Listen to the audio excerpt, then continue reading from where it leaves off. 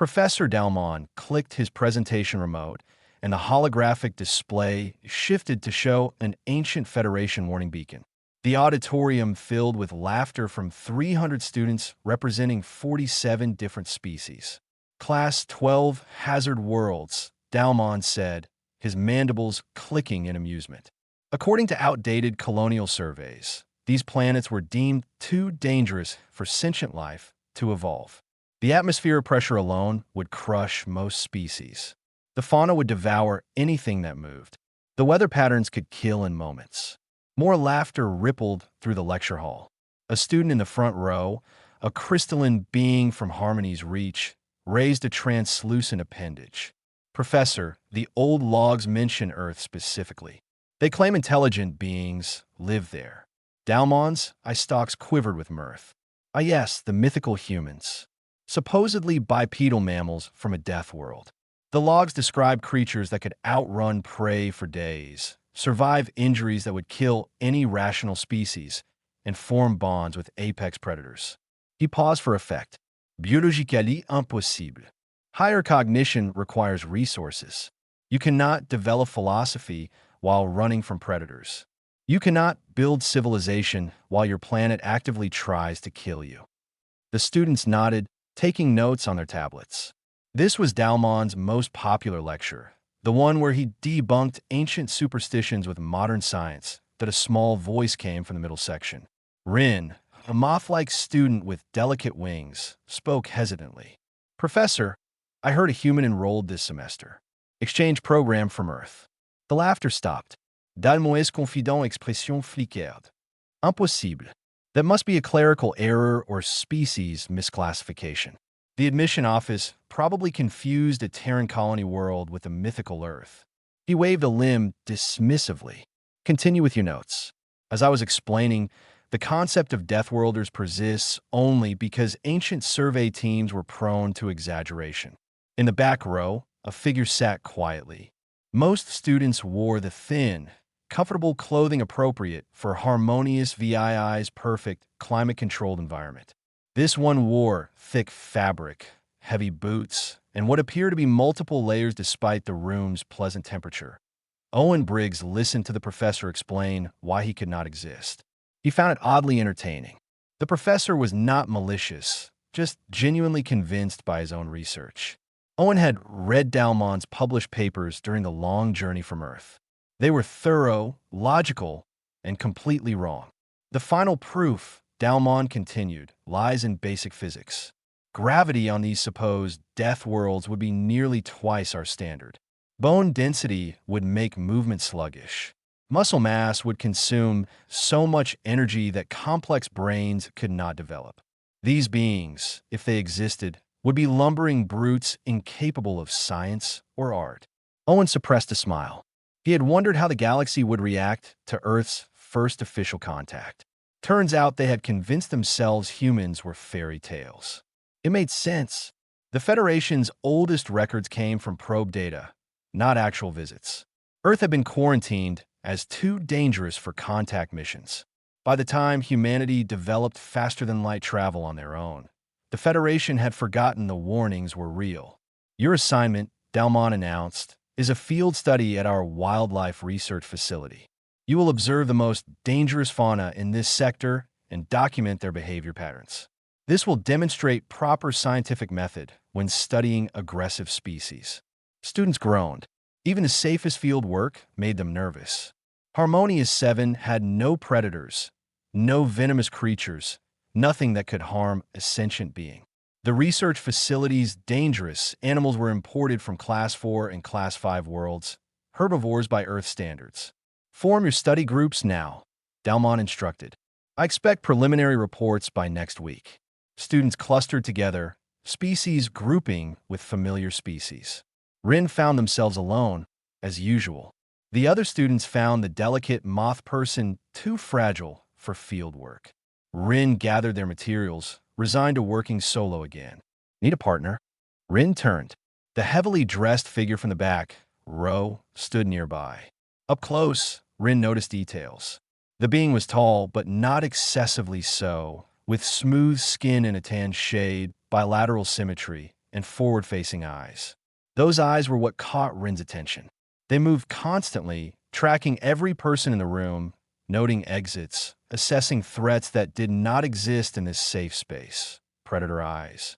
"I'm Owen," the being said, extending a hand in what Rin recognized from cultural databases as a human greeting. Rin's wings trembled. "You're actually human? Last time I checked."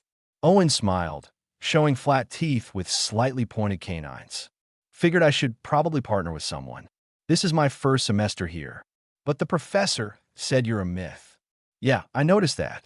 Owen glanced toward Dalmon, who was answering questions from a group of eager students. Should probably correct him eventually, but not during his big debunking lecture. That would be rude. Rin studied Owen carefully. The human did not move like other species. His weight shifted constantly, balanced on the balls of his feet, ready to react to dangers that were not there. His breathing was controlled, steady.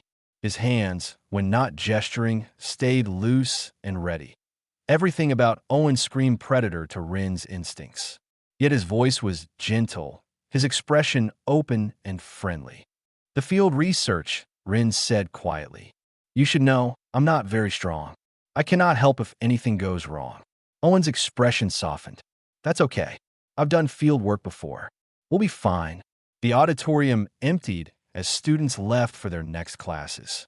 Professor Delmon remained behind, organizing his notes, satisfied with another successful lecture proving that Deathworlders were nothing but ancient paranoia. Neither he nor his students realized that particular myth had been sitting in the back row, taking notes and preparing for a field trip that would change everything they thought they knew about the universe. The Wildlife Research Facility sat on the smaller moon of Harmonious 7, a compromise between scientific study and public safety. Students arrived in groups, their transport shuttle settling onto the landing pad with barely a whisper. The facility director, a six-limbed creature named Pollen, greeted them with obvious anxiety. "Environmental suits are mandatory," Pollen announced, gesturing to a rack of protective gear. "The observation bunkers are reinforced, but we take no chances with your safety." Owen watched as his classmates donned thick suits designed to protect against the native wildlife. The suits included air filtration, temperature regulation, and impact-resistant plating. For observing herbivores that would not even notice student presence, Rin struggled with their suit, wings catching in the back panel. Owen helped adjust the straps without being asked. His own clothing, the same heavy jacket and boots from class, drew stares from other students. "Where's your protective gear?" A large, rock-like student asked Owen suspiciously. "This is it," Owen replied simply. Pollen approached, eye clusters focusing on Owen. "You must wear proper safety equipment. Facility regulations are absolute." "I understand. What exactly are we observing today?" "Grazers from Kelvin 3, a Class 4 world. Potentially aggressive if startled. Their kick condensed steel plating." Owen nodded. "Like horses." "Got it. Horses." Pollen's confusion was evident. "Similar animals on Earth. We ride them for fun." The statement created silence. Rin watched as Pollen processed this information, clearly uncertain if Owen was joking. Before Pollen could respond, alarms shrieked through the facility. Red lights bathed the landing area in warning colors that Pollen's voice lost all professional calm. "Lockdown. Everyone to the shelters immediately." Students panicked, running in different directions. Owen stayed still, hand moving to Rin's shoulder to keep the nervous moth person from bolting. "What's happening?" Owen asked, voice cutting through the chaos. Pollen was speaking rapidly into a communication device. Security personnel in heavy armor rushed past, carrying weapons that looked excessive for a research facility. The director finally turned to address the students. "Containment breach in Xenobiology Wing. A Ravager has escaped." The students who understood what that meant went pale, or whatever equivalent their biology allowed. Those who did not know asked questions in frightened voices. "What level threat?" Owen's question was calm, practical. "Class 7 Apex Predator," Pollen said, limbs shaking. "Brought here for behavioral study 3 months ago. It has killed 4 handlers on its homeworld. 3 meters tall, acidic saliva, hunting instinct that borders on supernatural. The military is being contacted. Owen processed this information with the same expression he might use for a weather report. How did it escape? Containment system failure during transfer to medical facility. It is wounded, which makes it more dangerous. Wounded predators are unpredictable. Which direction did it go? Pollen pointed toward a corridor that led to the student quarters. Owen's expression changed for the first time, a slight tightening around his eyes. Anyone still in that section? Rin made a small sound. My equipment. I left my field kit in the dormitory. I was going to retrieve it after orientation. Owen looked at the security teams, coordinating their response. They were planning a perimeter 3 sectors away from the Ravagers' last known position, setting up suppression fields and calling for military-grade tranquilizers. Standard procedure for a threat they were trained to avoid, not confront. I'm going to get your kit, Owen said to Rin. That is suicide, Pollen stated flatly. Security will retrieve it after the creature is contained, and if the Ravager finds it first, uses that area as a den. Professor Dalmon arrived, having been summoned from the observation deck. He took in the scene with growing horror. Owen, you will stay with the group. This is not a debate. Owen met the professor's gaze. Those forward-facing predator eyes showed no fear, only calculation. That corridor is narrow. If the Ravager dens there, your security teams will have to go in eventually. Better to check now while it is still moving, still confused. You have no weapons, no armor, no training, Dalmon protested. I have enough training. Owen turned to Rin. Stay with the professor. I will be back. Before anyone could stop him, Owen walked toward the corridor security had just declared a red zone.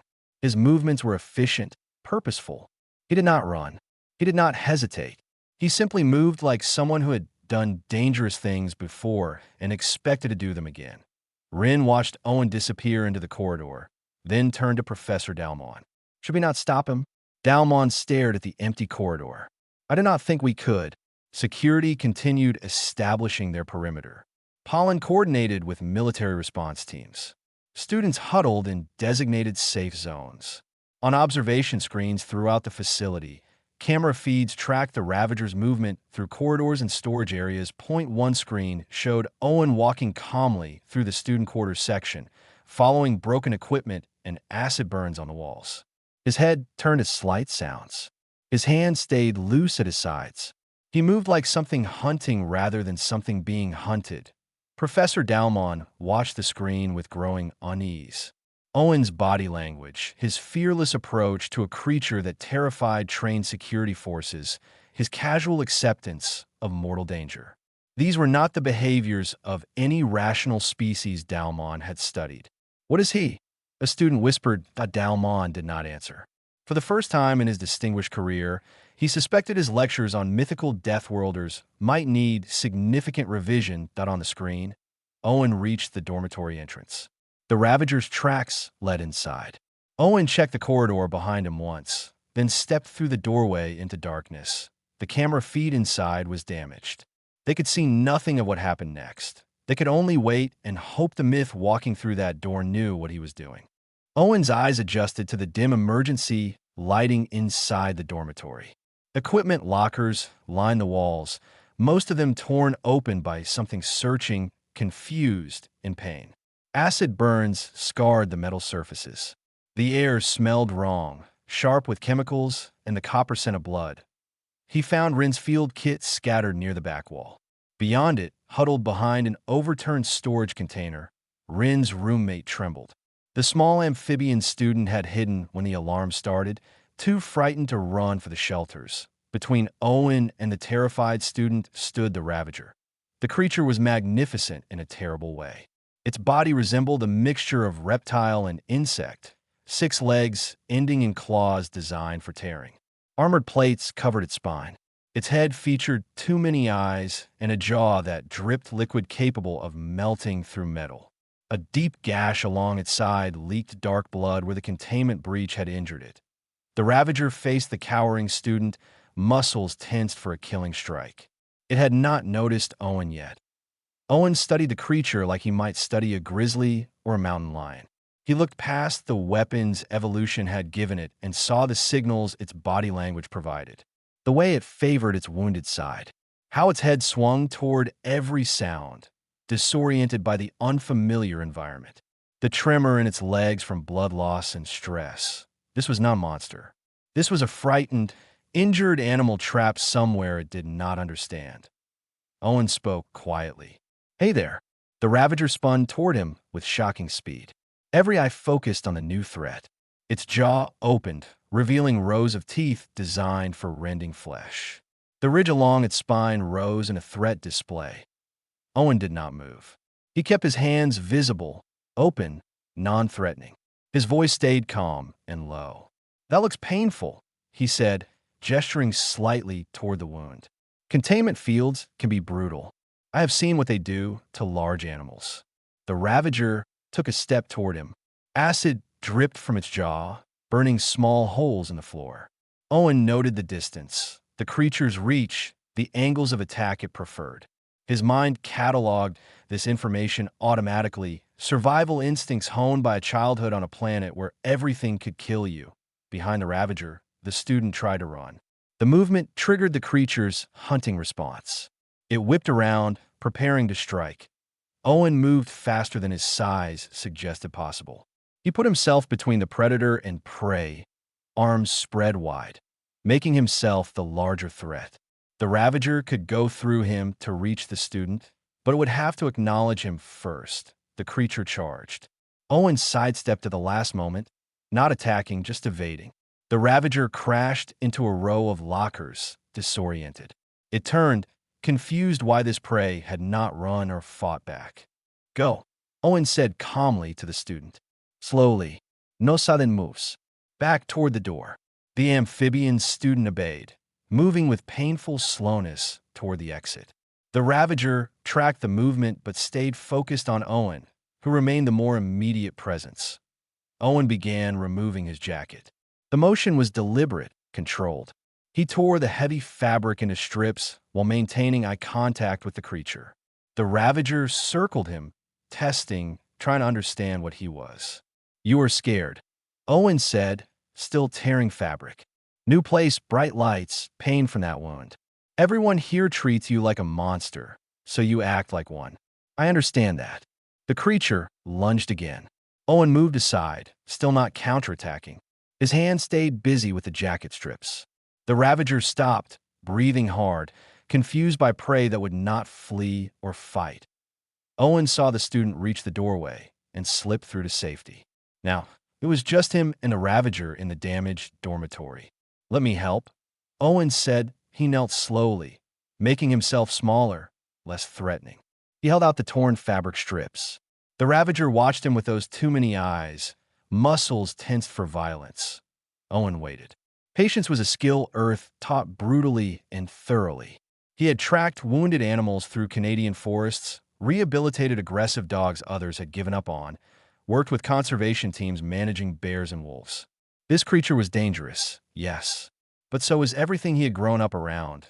The Ravager took one step closer, then another.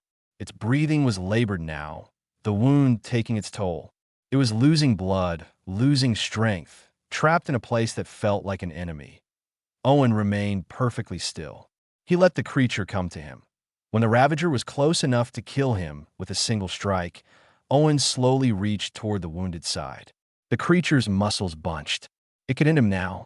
They both knew it, that Owen's hand touched the edge of the wound. The Ravager flinched but did not attack. Owen began wrapping the torn fabric around the injury, applying pressure to slow the bleeding. His movements were gentle, professional, the same way he would treat any injured animal. "There," he said quietly. "That should help until proper medical care arrives." The Ravager's breathing slowed. The threat display along its spine lowered. It was still dangerous, still capable of killing, but something in its posture changed. It watched Owen with what might have been confusion or might have been recognition. Owen sat back on his heels, one hand resting on the creature's armored side. He could feel its heartbeat, rapid and strong. It could still attack. He gave it that choice. The Ravager collapsed beside him, exhausted. Owen kept his hand on its flank, monitoring its breathing, waiting for help to arrive. In the security center, Professor Dalmon watched the screen in absolute silence. The other students crowded around, witnessing something that should not be possible. The Deathworlders sat calmly beside the apex predator, both of them breathing in the quiet darkness, and the galaxy's understanding of what was possible began to crack.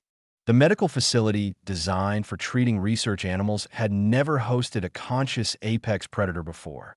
The Ravager lay on a reinforced platform, while 3 veterinarians worked from behind protective barriers.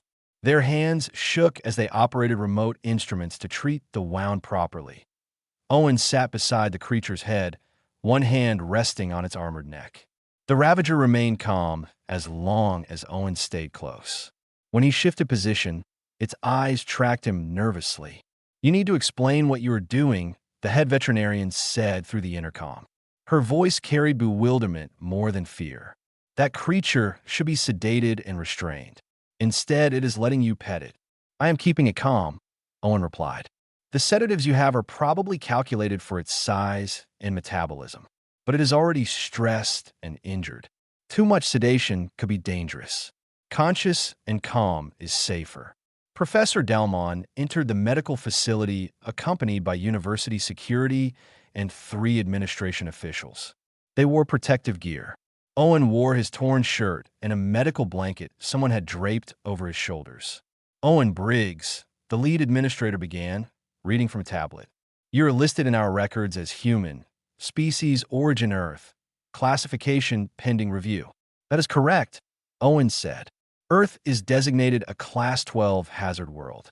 Sentient life from such environments is considered theoretical." "Also correct, though I would argue I am pretty solid evidence against the theoretical part." Dalmon stepped forward. His earlier confidence had evaporated. "How did you do what you did in that dormitory?" "Our security analysis shows the Ravager had 17 opportunities to kill you." "Why are you alive?" Owen considered the question. "Because I did not give it a reason to kill me." "Explain that," an administrator demanded. The Ravager was scared, hurt, confused. It attacked because it felt threatened. I showed it I was not a threat. I helped with its injury. Animals understand that kind of communication better than words. "Animal," Dalmon repeated slowly. "You keep calling it an animal. This is an apex predator from a Class 7 world. It has killed trained handlers. So have elephants. So have tigers. That does not make them evil or mindless. It makes them powerful creatures that need to be understood and respected." The veterinarian spoke up again. His field dressing of the wound saved the Ravager's life. Another hour and it would have died from blood loss. "How did you know the correct pressure and placement?" Owen shrugged. "I have worked with injured wildlife before. The principles are pretty universal. Stop the bleeding, keep the animal calm, get professional help." One of the administrators pulled up data on his tablet. "Your application listed experience in wildlife conservation and rehabilitation. We assumed this meant herbivorous species from peaceful environments. It meant whatever needed help." Owen said simply that Dalmon moved closer to the Ravager, though he maintained a careful distance. "On your world, creatures like this are common. We have similar apex predators. Bears, big cats, crocodiles. Each ecosystem has its own version, and humans interact with these creatures. Some of us dedicate our lives to studying and protecting them." The statement created silence. The administrators exchanged glances. The security chief looked disturbed. Dalmon appeared to be having his entire worldview dismantled piece by piece. "This changes things," an administrator said carefully. "The university cannot guarantee student safety if a human is enrolled. Your very presence suggests that our understanding of biology and evolution is fundamentally flawed." Rin entered the medical facility, having been cleared by security. The small moth person approached Owen cautiously. "I wanted to thank you for saving my roommate and for retrieving my field kit." "No problem," Owen said. Rin looked at the Ravager. "Is it really safe?" "Right now, yes. It is tired and hurt. Once it heals, it should be relocated to a proper sanctuary where it can live without being imprisoned." "You would release an apex predator?" the security chief asked, horrified. "I would put it somewhere it belongs." Keeping it in a research facility is cruel and dangerous for everyone. Professor Dalmon sat down heavily in a chair designed for much smaller beings. I have spent 20 years studying predator species. I have published 37 papers on apex biology. I lectured this morning about why Deathworlders are impossible. And now a human sits beside the most dangerous creature in this sector while explaining conservation ethics. Owen met the professor's gaze. Your research was good. You just did not have complete information. Earth was quarantined, so you never had access to actual humans. Now you do. What does this mean? Dalmon asked quietly. It means you get to revise your theories with new data. That is how science works. The Ravager stirred, and every person except Owen tensed. The creature simply adjusted its position, moving its head to rest more comfortably. One massive eye focused on Owen, then slowly closed. It trusts you, Rin observed with wonder. It understands I helped it. Trust takes longer. An administrator cleared her throat. The university board will need to review this situation. Human enrollment may need special protocols. I'm just here to learn, Owen said.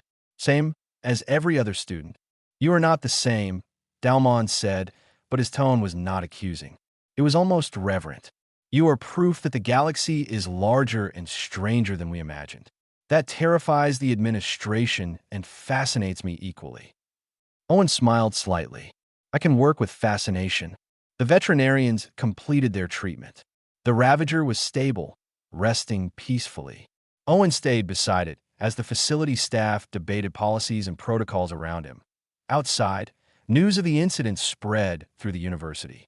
Students whispered about the human who tamed an apex predator. Professors questioned their textbooks. The galaxy's comfortable certainties began to shift, and in the medical facility, Owen simply sat with a dangerous creature and made sure it felt safe enough to heal.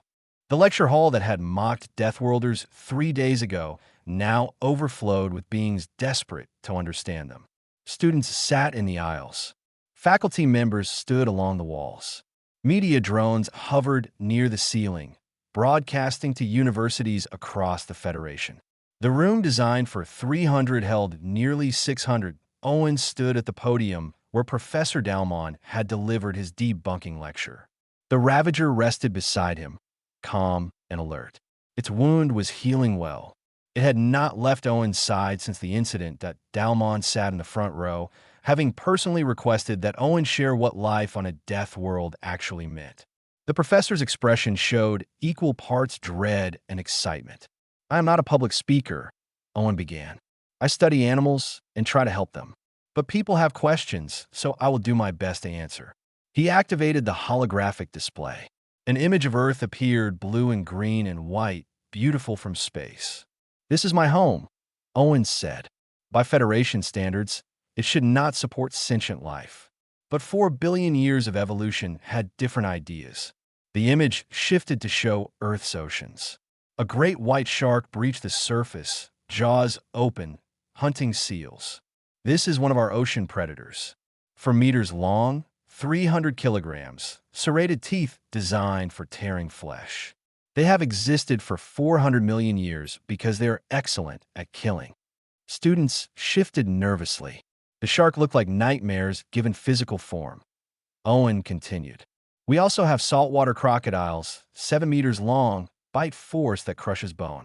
Orcas that hunt in packs using complex strategies. Box jellyfish with venom that stops hearts in minutes. The ocean alone would be considered a Class 9 hazard zone by Federation standards. And humans swim in these oceans? A student asked, voice trembling. Every day. For recreation. The murmur that passed through the hall mixed disbelief with horror. Owen showed the next image, a polar bear standing on Arctic ice. Land predators. This one weighs 800 kilograms and can run faster than most species in this room. We have lions that hunt in coordinated groups, tigers that stalk prey through dense jungle, wolves with social structures as complex as some civilizations. How do humans survive? Rin asked from the third row. We adapted. We learned to read predator behavior, predict their movements, understand their communication. We did not outfight them. We outsmarted them. Owen pulled up an image of early humans tracking game across grasslands. My ancestors were persistence hunters. We could not run fast, but we could run forever. We chased prey until they collapsed from exhaustion. It took hours, sometimes days, but we did not stop. Professor Dalmon leaned forward. That level of endurance is impossible according to our metabolic models. Your models were built studying species that evolved in safer environments. On Earth, you develop endurance or you die. Natural selection was extremely thorough. The next images showed Earth's weather patterns. Hurricanes, tornadoes, blizzards, volcanic eruptions. Our planet also tries to kill us regularly, Owen explained. Storms with 300-kilometer winds. Temperature swings of 80 degrees in a single day. Earthquakes that reshape continents. We built civilizations anyway. A crystalline student raised an appendage. Why would any species remain on such a world? Why not leave once you develop space travel? Owen smiled. Because it is home. Because the danger made us who we are. Because we learned that the things trying to kill you can also teach you to survive anything. He showed images of humans interacting with animals. A woman treating an injured wolf. A man swimming alongside dolphins. Children riding horses. We did not just survive our apex predators. We befriended them. Wolves became dogs. Wildcats became companions. We trained birds of prey to hunt with us. We learned that cooperation is stronger than conquest. The Ravager, Dalmon said carefully. You applied these same principles. Yes, it was scared and hurt. I treated it like I would treat any injured animal, with respect and compassion. The Ravager lifted its head at Owen's voice, then settled back down. The casual trust between human and apex predator made several students gasp. What does Earth want from the Federation? An administrator asked from the back. Why reveal yourselves now? Owen was quiet for a moment. Humanity spent thousands of years fighting itself. We had wars that killed millions. We nearly destroyed our own planet through carelessness. We made every mistake a young species could make. He pulled up images of Earth's cities, green spaces integrated with urban development, wildlife corridors connecting ecosystems. We learned. We grew up. We realized that our strength was not in domination, but in protection. Now we look at the galaxy and see thousands of species who never had to face what we faced. You have technologies we cannot imagine. You have cultures rich with billions of years of peace. And you have creatures like the Ravager in laboratories. Owen continued, treated as specimens instead of beings. You have worlds damaged by careless expansion because you never learned to live carefully. You have conflicts that could be solved with the kind of perspective Earth's dangers taught us. You want to join the Federation, Dalmon said slowly. We want to help. We are good at surviving dangerous situations. We're good at reading body language across species. We're good at protecting things. Let us do what Earth made us good at. The lecture hall was silent. Owen's words carried weight beyond their simplicity. He was not offering dominance or superiority. He was offering partnership. That a student spoke up, voice small. Are you ever afraid? Owen nodded. Every single day. Fear keeps you alert. Fear keeps you alive. The difference is we learned not to let fear stop us from doing what is right. He gestured to the Ravager. This creature scared everyone here, but it was just an animal that needed help. Once you understand that, fear becomes respect. Respect becomes cooperation. Professeur Dalmon stood slowly. I need to rewrite everything I have ever published. Owen smiled. I will help if you want. Collaboration makes better science. The hall erupted in questions, discussions, debates. The galaxy was waking up to the reality of Deathworlders, and that reality was far more complex and hopeful than ancient warnings suggested. 6 months transformed the university more than the previous 6 decades.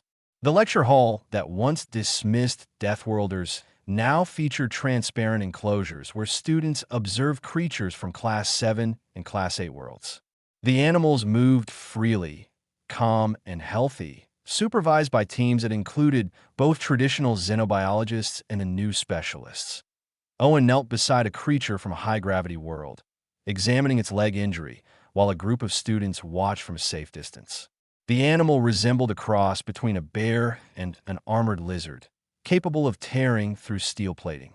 It sat patiently while Owen applied a medical wrap. Notice how it shifts weight away from the injury, Owen explained to his students. Body language tells you everything if you pay attention. It trusts that I am helping, but it is ready to defend itself if I make a wrong move. Rin stood nearby, taking notes on a tablet. The moth person had become Owen's teaching assistant, specializing in cross-species communication patterns. Their delicate appearance contrasted sharply with the dangerous fauna they now worked with daily. "How do you know it trusts you?" a student asked. Owen gestured to the creature's posture. "See how its muscles are relaxed? If it felt threatened, you would see tension through the shoulders and haunches. Its breathing would change. Pupils would dilate. Every species is tells." He finished the bandaging and stepped back. The creature stood, tested the leg, then made a rumbling sound that might have been Containment. It moved back to its enclosure without prompting. Professor Delmon entered the observation area, accompanied by several visitors wearing Federation diplomatic insignia. He had spent the past months completely restructuring his research, now focusing on Deathworld species integration rather than theoretical impossibilities. "Council members," Delmon announced, "this is Owen Briggs, who has revolutionized our understanding of apex predator management." Owen stood, wiping his hands on a cloth. "Just doing what we do back home." One of the diplomats, a tall being with silver skin, studied the enclosures with obvious concern. "These creatures were scheduled for termination before your arrival. They were deemed too dangerous for rehabilitation. They just needed someone who understood them," Owen said. "Most aggression comes from fear or pain. Address those, and you can work with almost any species." The diplomat consulted a datapad. "Your methods have been adopted by 73 research facilities across the Federation. Mortality rates among both staff and specimens have dropped by 89%. The economic impact alone justifies expanding the human exchange program." "How many humans are coming?" Dalmon asked. 12 arrived last week," the diplomat replied. "Specialists in wildlife rehabilitation, ecosystem management, and interspecies communication. More have applied." Owen felt a familiar mix of pride and concern. They will need proper orientation. Working with alien species is different than Earth animals. "You will train them," the diplomat stated. "The Council has approved funding for a Deathworlder integration program. You will direct it." Before Owen could respond, alarms chimed softly. Not the emergency sirens from months ago, but a gentle alert indicating new arrivals at the sanctuary section. Owen checked his communicator and smiled. "The Ravager's transfer is complete," he told the group. "They moved it to the Class 7 habitat this morning."